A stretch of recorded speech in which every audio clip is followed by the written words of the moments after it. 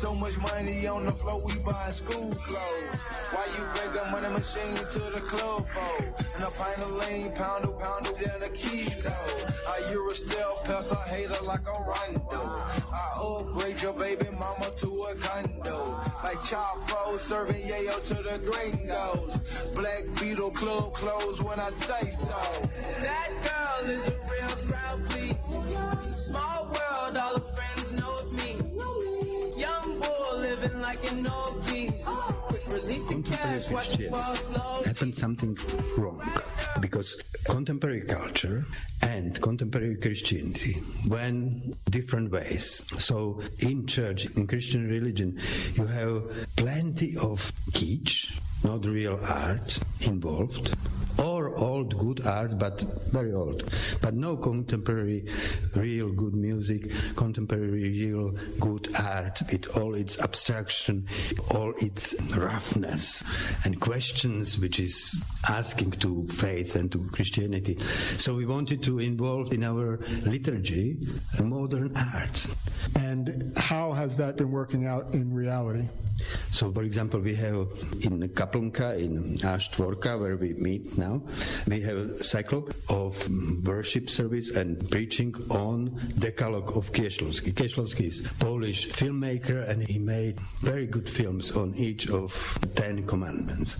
So we always play a little bit of the film, and then I interpret the commandment in the light of his questions, what he brought out in this film. Or we have kind of theater pieces, or we have, visual meditation of different kinds. And we have, for example, some worship service which were devoted to Philip Glass music, just, minimalism. And special part of our worship after a sermon, there is a time of meditation.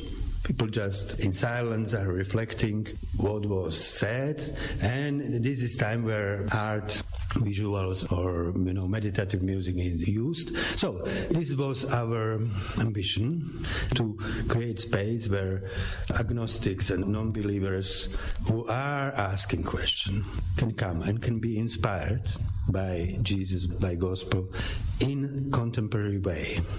And have you been achieving the kind of goals you've been setting, that you set yourself? Has the vision come to reality in the way you thought it would?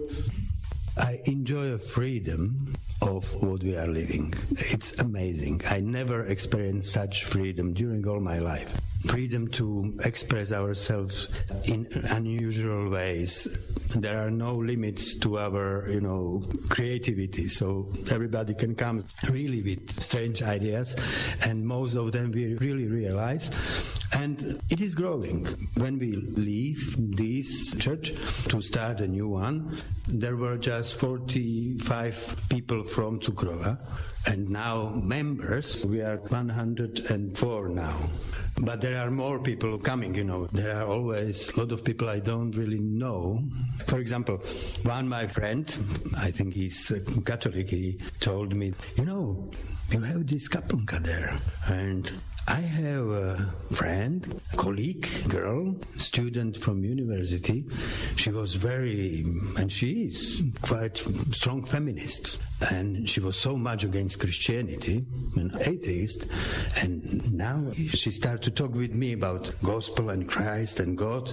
I was surprised. And she's attending your Kaplnka. So it was encouraging. But I'm really, really happy for that kind of creativity and freedom, which is in the same time still a community, because sometimes you feel, the type of person as I am, that you should run away from all communities just to be free and creative, not be part of the herd. And we are not there. We are community, but we are not there. We are creative, free, and individual. It's amazing. That was Daniel Pasterchuk, author, poet, and pastor of the Kaplnka Crkvabratska Church, or Church of the Brethren in Bratislava. And that concludes today's broadcast. Visit our website, www.rsi.sk, to hear more of our features, as well as to browse through our archives. If anything grabs your interest, please let us know by email or regular post. Stay tuned for contact information. This is Jonathan Jonathan McCormick signing off along with our sound technician, Marian Petraš. Until next time, do počutia. Thank you for listening to Radio Slovakia International. Contact us at Radio Slovakia International RTVS, Mlinska Dolina, PO Box 55, 84545, Bratislava, Slovakia. Or send us an email to englishsection@rtvs.sk. For more information about us and our shows, go to rsi.sk. Listen to RSI via our webpage, satellite, shortwave in certain parts of the world, or via the mobile smartphone application iRadio RTVS.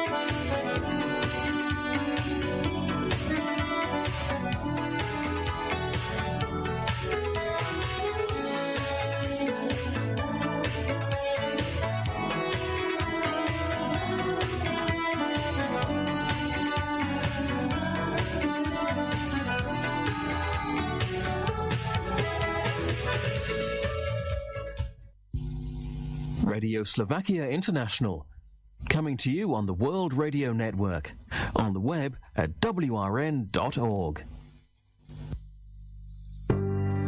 The World Radio Network brings together international public radio from all over the globe. Wherever you are in the world, you can hear award-winning feature programs, comprehensive news coverage, and much, much more. You can listen on satellite, live stream, on demand, and via dozens of partner FM and AM radio stations.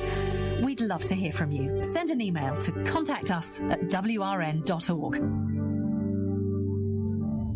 This is Global Community Radio, Channel 1, News and More.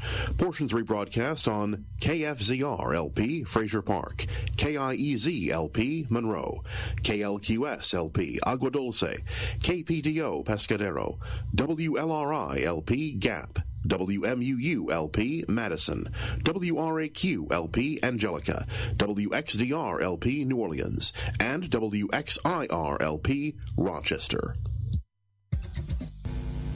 This is the World Radio Network. Next, KBS World Radio with news and features from Korea.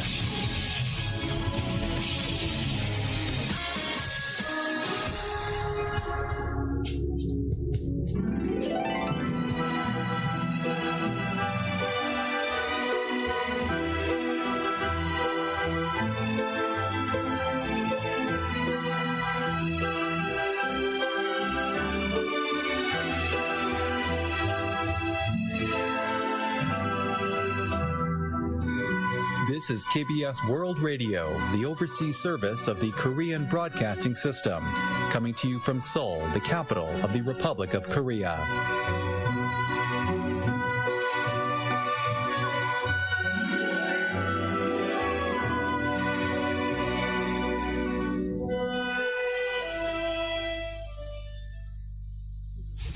From Seoul, Korea, KBS World Radio Newswide starts right now.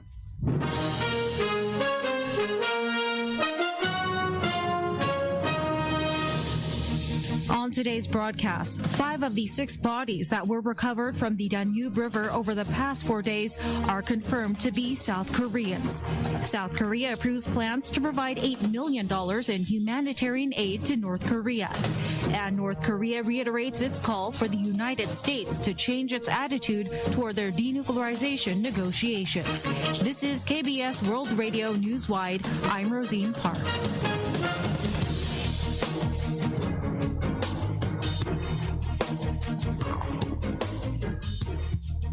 Another body presumed to be of a South Korean male victim of a tourist boat sinking in the Danube River has been retrieved by search teams. The South Korean government's emergency response team said the body was found near a window at the stern of the sunken vessel on Wednesday at around 9:21 a.m. local time, after Hungarian divers went into the water to prepare for the planned salvage of the boat. Police took the body to a nearby hospital for identification. So far, 12 South Koreans are confirmed dead, while 14 other South Koreans remain missing, along with 2 other Hungarian crew members. 5 other bodies that were found between Monday and Tuesday were all confirmed to be South Koreans. A total of 33 South Korean tourists were aboard the boat when it was hit by a larger cruise ship last Wednesday and sank within seconds in the downtown Budapest section of the Danube River. Only 7 people were rescued. Hungarian authorities plan to deploy a large-sized crane to the Danube River in central Budapest this week to salvage the sunken tour boat that went down with 33 South Koreans on board. According to a local crane operator, the Clark Adam left for Budapest at 5:30 a.m. on Wednesday local time from Komarno, Slovakia, located some 73 kilometers northwest from where the ill-fated boat sank. The crane is expected to arrive at the site on Wednesday afternoon. It's the largest crane in Eastern Europe and can lift up to 200 tons. The salvage operation is scheduled to begin on Thursday at the earliest.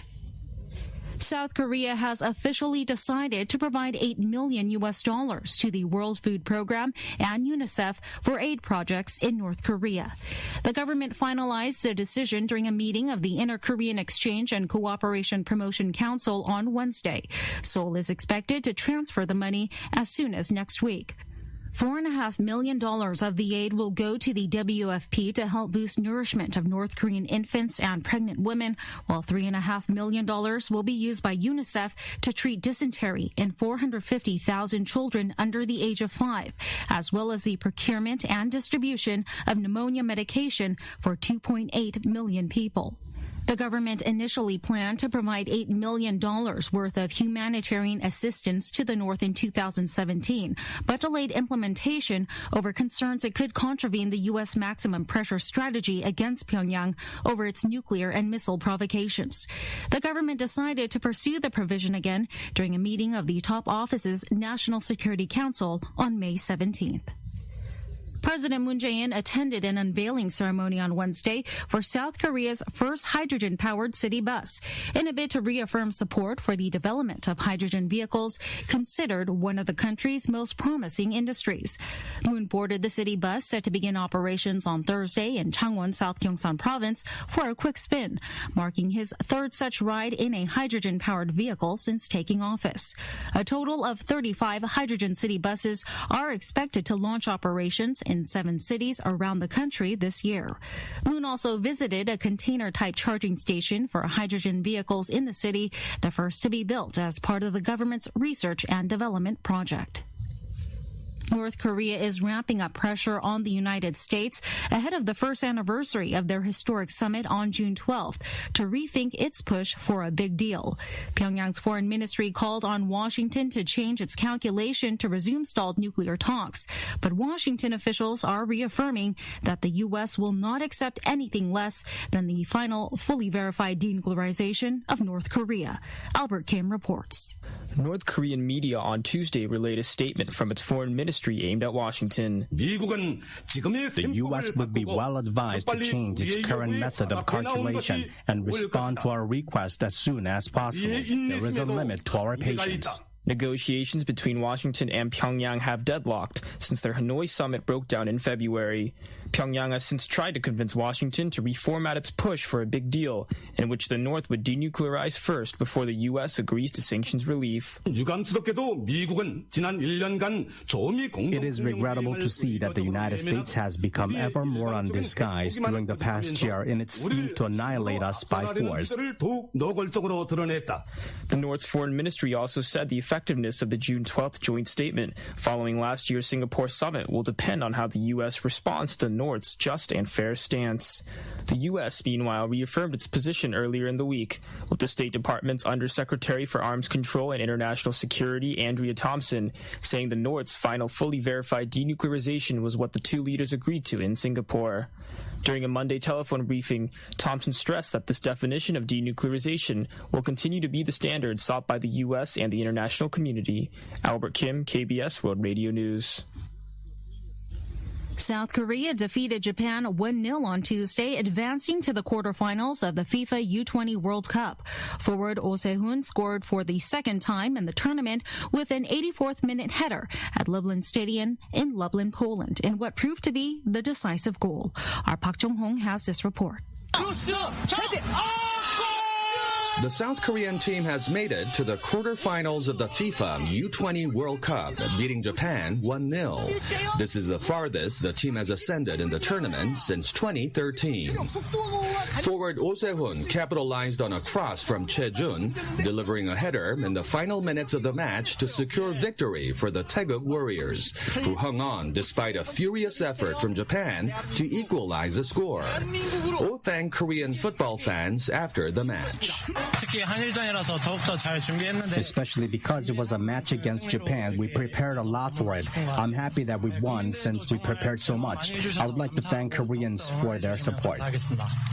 The win leaves South Korea as the only remaining team from Asia left in the tournament.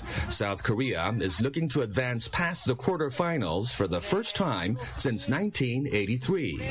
To do so, they must get through Senegal, which upset Nigeria in the round of 16. The match will be held in Bielsko-Biała in southern Poland at 3:30 a.m. Sunday, Korea time. Park Jong-hong, KBS World Radio News. South Korea has posted its first current account deficit in 7 years. According to the Bank of Korea on Wednesday, the country's current account deficit came to $660 million at the end of April, a sharp turnaround from a surplus of $4.82 billion recorded a month earlier. It marks the first deficit since April of 2012, when South Korean exports to the European Union were slashed in the midst of the European debt crisis. The Finance Ministry expects the deficit to be temporary and the current account balance to swing back to a surplus in May. The South Korean Foreign Ministry plans to readjust its travel alert system amid criticism that it does not accurately describe the situations it claims to. The ministry on Wednesday said that all previously issued foreign travel alerts will be reviewed and that adjustments on changes will be complete this month. The ministry also plans to work with other related ministries and come up with comprehensive measures to enhance the safety of South Koreans traveling overseas. One new measure being considered is on-site safety inspections of major tourist spots by South Korean embassy staff in cooperation with travel agencies. The efficacy of the current travel alert system was put to question after a South Korean woman was abducted by an Islamic militant group in the West African border region between Burkina Faso and Benin, for which Seoul had only issued its second lowest travel alert. And that's the news from KBS World Radio's News Center in Seoul. I'm Rosine Park.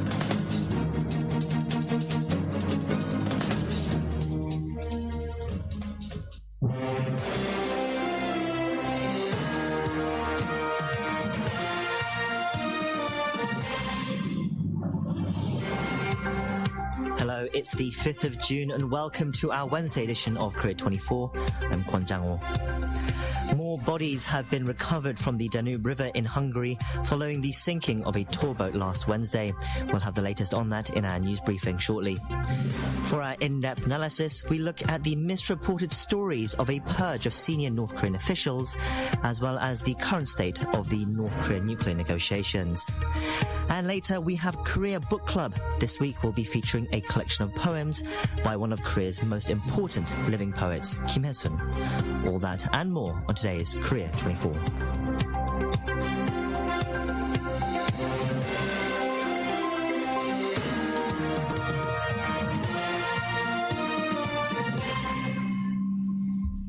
Let's begin our news briefing, and for that, Rosine Park from the KBS World News Centre joins me now. Hello, Rosine. Hello, Jang-ho. So we start with the latest from Budapest on efforts to recover victims of that fatal tourboat sinking. Authorities there found 3 more bodies in the Danube River, raising the death toll to 12 now, with 14 still missing. Yes, the South Korean response team on the ground in the Hungarian capital confirmed the body of a South Korean man in his 60s was found 55 kilometers downstream from the accident site Tuesday afternoon. That's local time. They later pulled the body of another man near the sunken vessel. It was confirmed he was a South Korean and in his 20s. A helicopter search found after that a body 50 kilometers down the river, also confirmed to be that of a South Korean man in his 20s. Another body was reportedly discovered as of Wednesday morning local time, but it has yet to be identified. It's likely that the death toll will continue to rise. Of course, there were also 2 Hungarian crew members on board that tour boat. Has there been any word on them yet? No, not yet, but search and recovery efforts continue. On Thursday, authorities will begin to salvage the sunken vessel, the Mermaid, which went down last week with 33 South Koreans and those 2 crew members. There have been concerns about conditions in the river and search efforts. Hopefully, more victims can be recovered quickly before that boat salvage operation begins. Let's turn now to our other headlines today. There is some new economic data out. South Korea has posted its first current account deficit in 7 years. What's brought about this drop? Well, according to the Bank of Korea on Wednesday, the current account deficit came to $660 million at the end of April. It's a sharp turnaround from a surplus of $4.82 billion recorded in March. The latest deficit was attributed to a drop in the goods balance surplus due to slowing exports, with the BOK pinpointing falling chip prices and sluggish global trade. The finance ministry, however, said it expects the deficit to be temporary and that the current account will swing back to a surplus in May.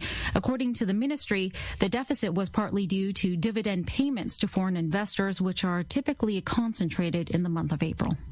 Let's move on now to some North Korea-related headlines. Pyongyang is apparently ramping up pressure on Washington to rethink its push for a, quote, big deal ahead of the first anniversary of the historic US-North Korea summit held in Singapore on June 12th. North Korean media relayed a statement from its foreign ministry on Tuesday, and it was aimed at Washington, wasn't it? Yes, the North Korean Central TV delivered the message that the U.S. would be well advised to change its current method of calculation and respond to the North's request as soon as possible, adding there is a limit to their patience. This, of course, refers to deadlock negotiations between Washington and Pyongyang since their Hanoi summit broke down in February. Pyongyang has since tried to convince Washington to reformat its push for that, quote, big deal, in which the North would denuclearize first before the U.S. agrees to sanctions relief.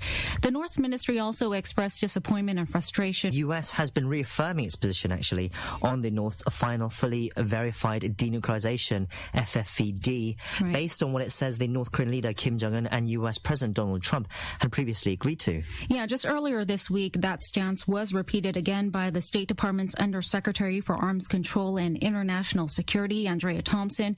In a phone briefing on Monday, Thompson stressed that this definition of denuclearization will continue to be the standard sought by the U.S. as well as the international community. Now, amid all this, South Korea has officially decided to provide $8 million to the World Food Program and UNICEF for aid projects in North Korea. Yeah, that decision was finalized today during a meeting of the Inter-Korean Exchange and Cooperation Promotion Council, and the government is expected to transfer the money as soon as next week. $4.5 million of the aid will go to the WFP to help boost nourishment of North Korean infants and pregnant women, while $3.5 million will be used by UNICEF to treat dysentery in 450,000 children under the age of 5, as well as the procurement and distribution of pneumonia medication for 2.8 million people. The government initially planned to provide the $8 million in humanitarian assistance to the north back in 2017, but delayed implementation over concerns it could contravene the U.S. maximum pressure strategy against Pyongyang over its nuclear and missile provocations.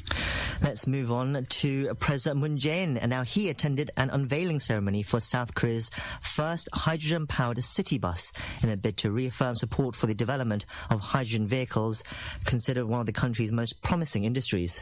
Yes, President Moon also boarded the new hydrogen-fueled city bus in Changwon, South Gyeongsang Province for a quick spin. The bus is set to begin operations in Changwon on Thursday. A total of 35 hydrogen city buses are expected to be launched in 7 cities around the country this year alone. Now, earlier at an event marking World Environment Day, President Moon vowed to reduce annual fine dust emissions by 30% from the amount recorded in 2016 within 3 years. Yes, anything to reduce fine dust pollution in Korea, please. And finally, the presidential office has reiterated it cannot accept a request by the main opposition Liberty Korea Party that President Moon hold a meeting with just the leaders of the 3 major political parties instead of the 5 main parties. Yes, a senior official relayed that stance to reporters on Wednesday, explaining that the top office has met the LKP's demand for its chairman, Hwang Kyo-ahn, to hold one-on-one talks with the president, as well as its request to expand the topics that will be discussed during the party leaders' meeting. The official said they will wait for the main opposition party to issue a positive response to the top office's proposal to hold the Moon-Hwang talks, as well as Moon's meeting with 5 party leaders on Friday. The LKP has refused this idea of a meeting between the president and 5 party leaders, claiming that it would be meaningless and unproductive. We'll leave it there. Thank you for the updates, Rosine. Thank you.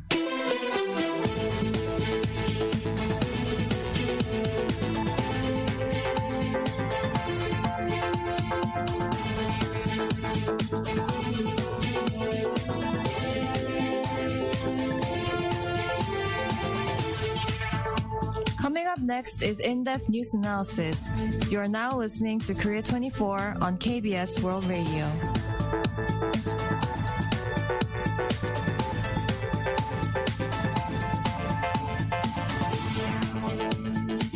헌노동당 위원장이시며 조선민주주의인민공화국 국무위원회 위원장이시며 조선민주주의인민공화국 유령 측에서 대참체조와 미술 공연을 관람하셨습니다. What you're hearing now is North Korea's state-run television on Tuesday, which aired footage of Kim Jong-un watching a massive performance known as the Mass Games in Pyongyang. Kim Yong-chol, a senior official with a leading role in talks with the United States, was also seen in the video. This after it was reported in a South Korean newspaper recently that he had been sent to a labor and re-education camp. Later on Tuesday, South Korean Unification Minister Kim Yong-chol told reporters that Kim Yong-chol still maintains his position in the North Korean government. Let's take a listen to what he had to say.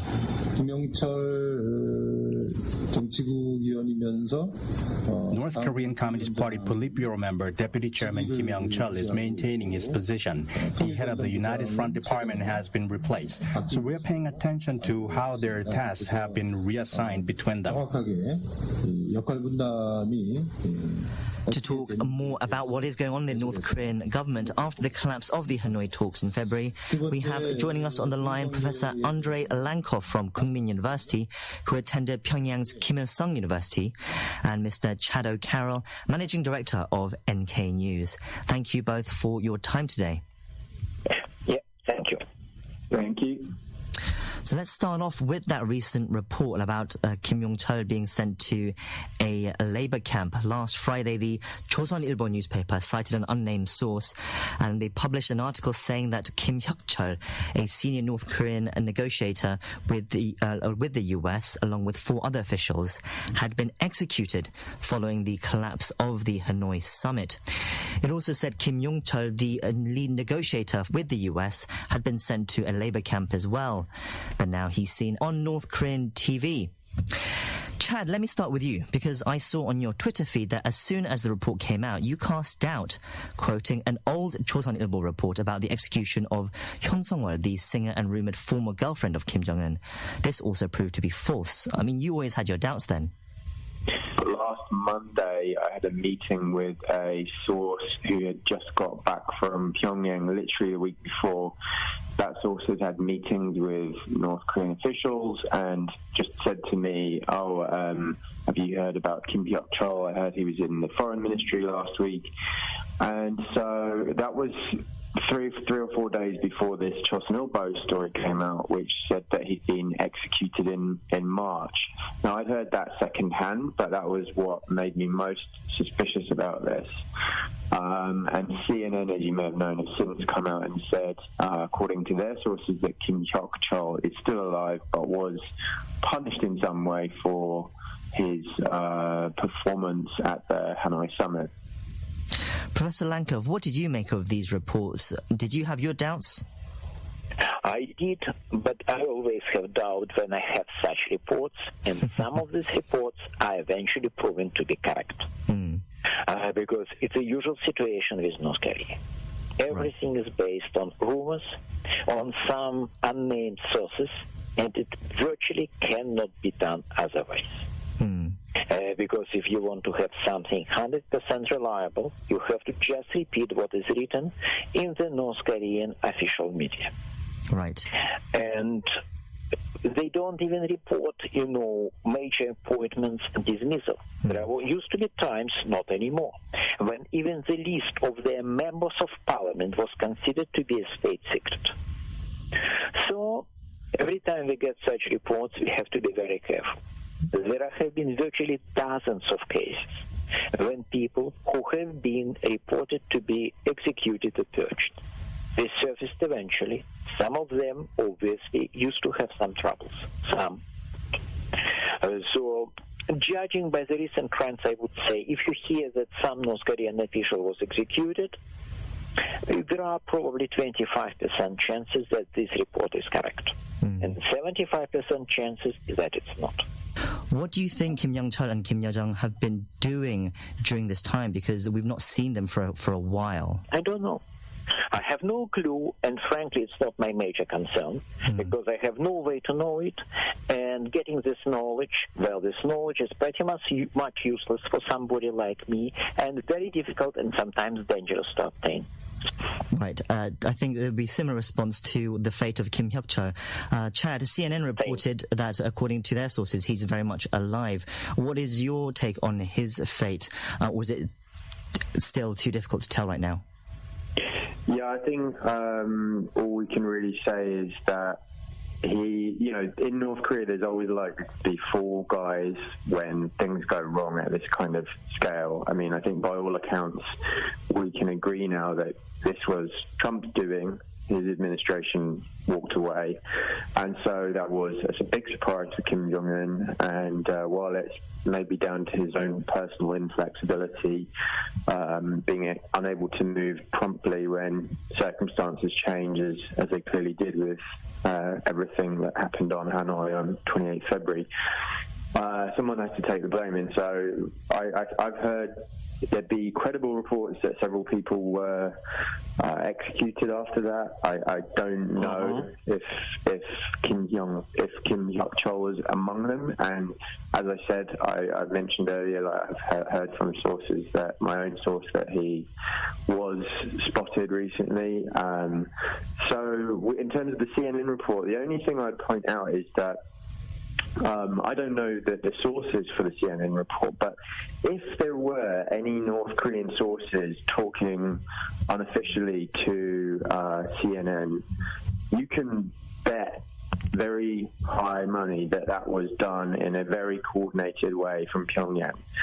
So in other words, I would not necessarily trust, unless CNN were able to corroborate through multiple independent sources what was exactly said to them about Kim Hyok-chol. I would be quite skeptical about the motivations of any North Korean talking to CNN about this issue, because CNN has long had a very good relationship in terms of having access into North Korea, and so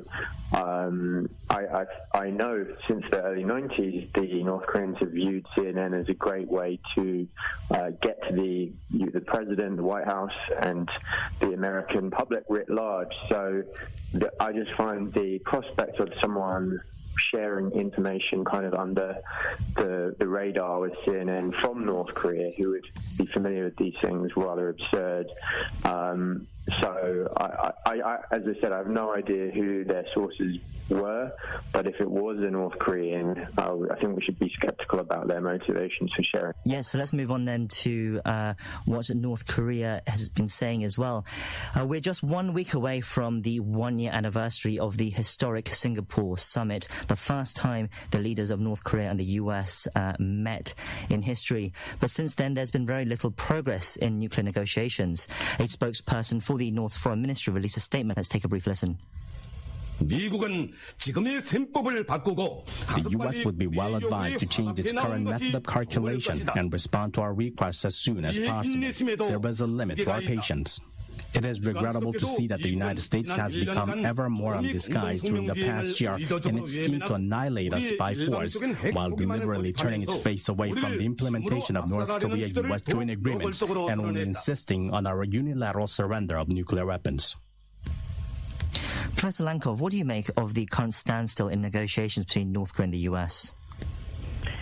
Well, as usual, nothing special. It has been quite clear from the beginning, and when during the Singapore summit, we saw this tidal wave of optimism. Well, I could not help but smile. I even collected some of more comical editorials which appeared in the South Korean media back then, a year ago, full of pretty funny optimism, just for fun, and maybe for future study too. Having said that, North Koreans have dual purpose. First of all, they just want to win time, because they are afraid of Donald Trump, who appears to be the first president in decades, the first U.S. president in decades, who is probably capable of authorizing a preemptive strike against North Korea. In the past, American presidents would never consider it out of fear of a counter-strike against Seoul. But Donald Trump is believed to be a person who doesn't care much about allies. So they worry, and they especially were probably slightly terrified in 2017. They want to win time. It's their basic goal. Their secondary goal, they are probably willing to negotiate some compromise. But it's not going to be denuclearization. Denuclearization is not going to happen. It's something I'm never tired of repeating, and it's gradually becoming a mainstream, but it has been the case for many years. They're not going to surrender nuclear weapons. That they probably would agree to reduce the size of their nuclear arsenal. Probably they will be willing to stop production and research and development in exchange for economic concessions. Especially, of course, they would like to see economic sanctions introduced starting from, say, February, March 2016. They would like to see the sanctions removed. It's a possible compromise, and probably Americans and North Koreans are discussing it right now. Denuclearization is not going to happen, but disarmament is not going to happen, but it doesn't mean that arms control is not possible. You have to be realistic. Unfortunately, because of different reasons, neither American nor South Korean public is realistic about this issue. Chad, I mean, what do you agree with that largely? I mean, as we said, it's 1 year since the Singapore summit. What are your prospects for the North's denuclearization talks going forward? Well, prospects going forward are quite dim, unfortunately. I think we would have to see a quite big change in either the United States or North Korea for there to be an opportunity to push the ball forward. Right, neither side seem to be willing to budge, right? Neither side seem to be willing to compromise. No, the only sort of wild card thing that we can look forward to is by Donald Trump to South Korea at the end of June. There's rumours going around the journalists that here in Seoul that he may visit Panmunjom, and you won't. You know, when we think back to 2018, there was that surprise second summit that President Moon did with Kim Jong-un in May And so there's always a small chance something like that could happen, although when I've spoken to former officials about this idea recently, they've all said to me, well, what would anyone get out of that? Because unless someone is willing to shift gears significantly, then beyond the sort of spectacle of it, what could really be achieved? But because it's Donald Trump, I can't rule it out fully, and I think that's probably our best hope, as small as it is, for there to be some kind of breakthrough in the next months ahead. Professor Lankov, one more question. I mean, the South Korean Unification Minister has said that while speaking to foreign correspondents on Tuesday, that Seoul is doing its best to foster the ideal conditions for resuming dialogue between the two sides through its efforts to engage Pyongyang. What would South Korea's role be in all this? Very little. I think Chad has already told that, possible meetings in Seoul with Donald Trump will probably help a bit, but not much. I'm mildly optimistic. I think that some compromise, which will not include denuclearization, is achievable, but probably it's not going to happen anytime soon. Maybe if Donald Trump is re-elected, it will be on his second term, maybe a couple of years later, not immediately. Right now, not much can be done, and no matter what South Korean government says, it has very small leverage over the situation. North Koreans are not going to listen to Seoul, and Americans, well, they will listen a bit, but not much. We'll have to end our discussion there. Professor Lankov, Chad, thank you for speaking to us today. Yeah, thank you.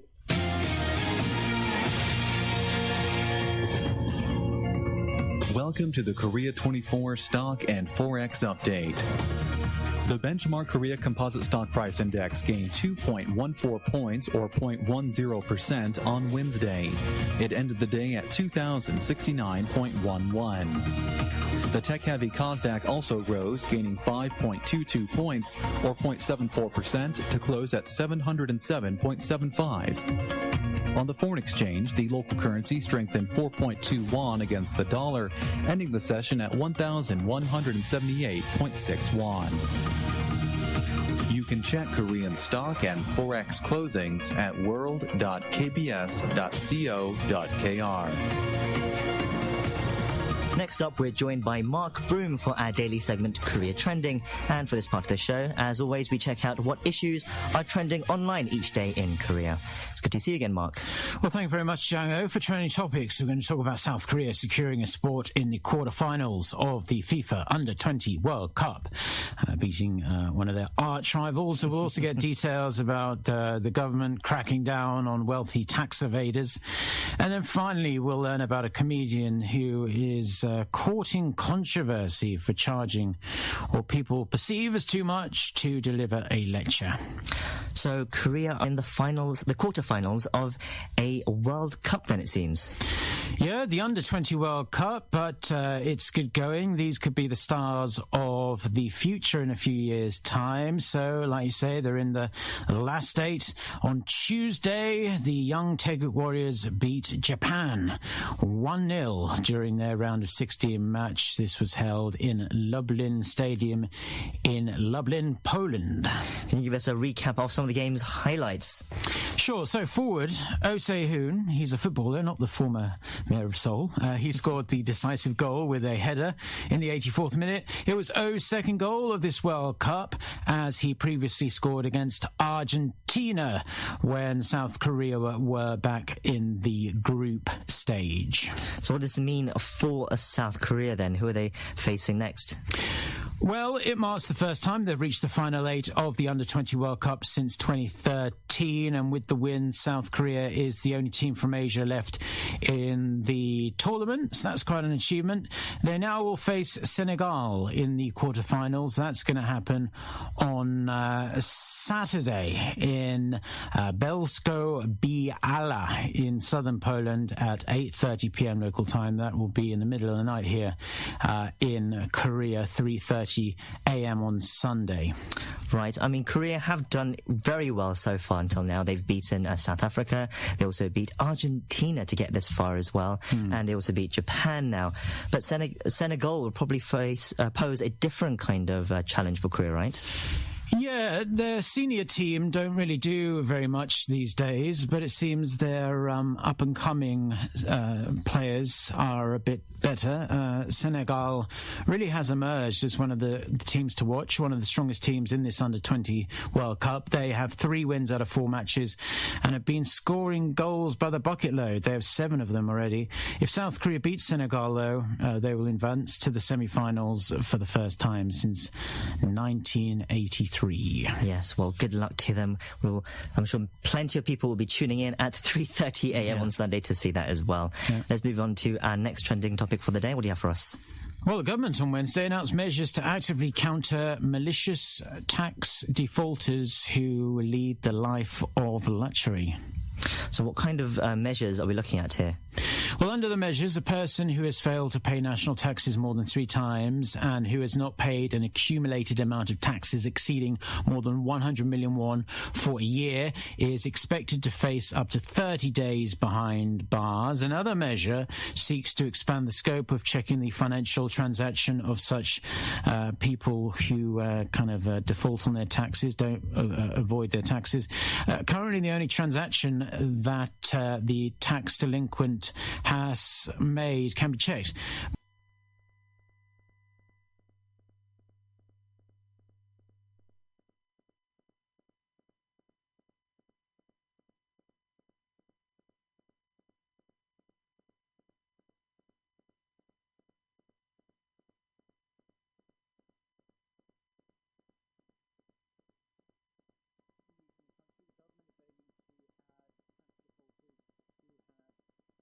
Passports to the list of people who...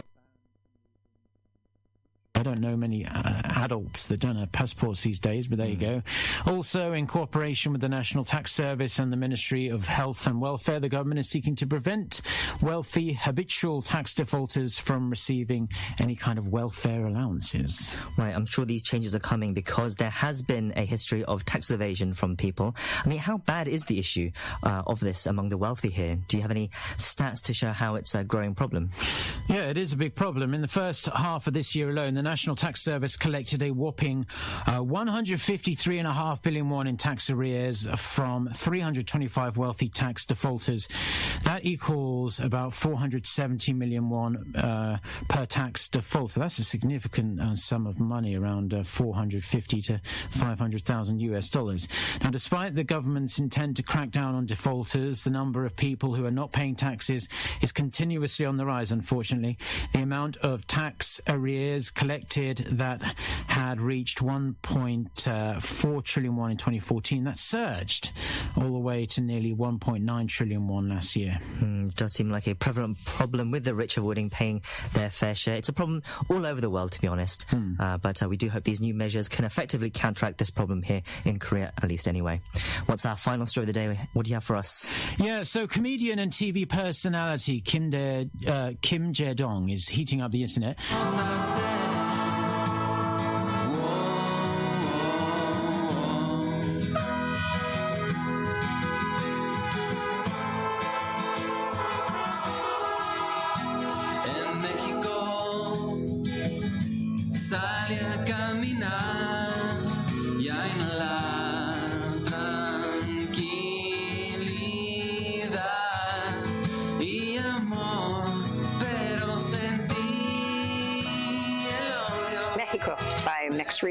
This is Democracy Now! I'm Amy Goodman with Juan Gonzalez.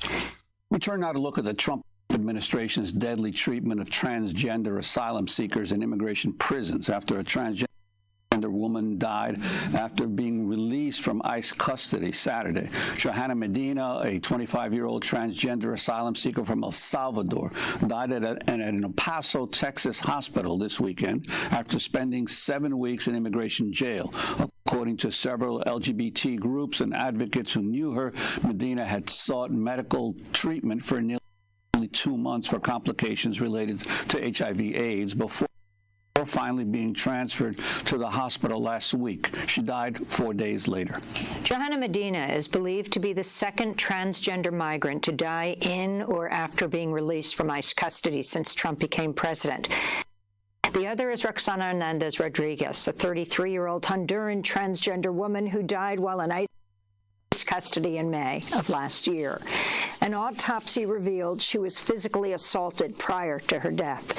For more, we're going to Phoenix, Arizona, where we're joined by Isa Noyola. She's deputy director at Mi Gente, the former deputy director at the Transgender Law Center, and a transgender and immigrant rights activist herself. We welcome you to Democracy Now! Isa, can you describe what you understand were the circumstances of her death?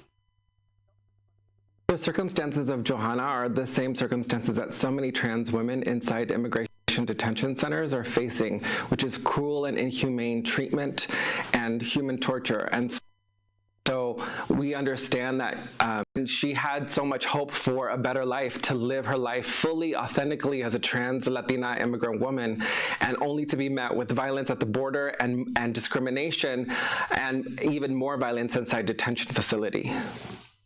I'm wondering if you could talk of your experience with refugees who are trying to get into the United States. One group in Honduras, Catrachas, which is a lesbian feminist organization, has estimated that between 2013 and 2017, they found 34 cases of lesbian, gay, bisexual, and trans people who had been deported back to Honduras and then were later killed, and what the situation is for trans folks, especially in Honduras and Central America right now.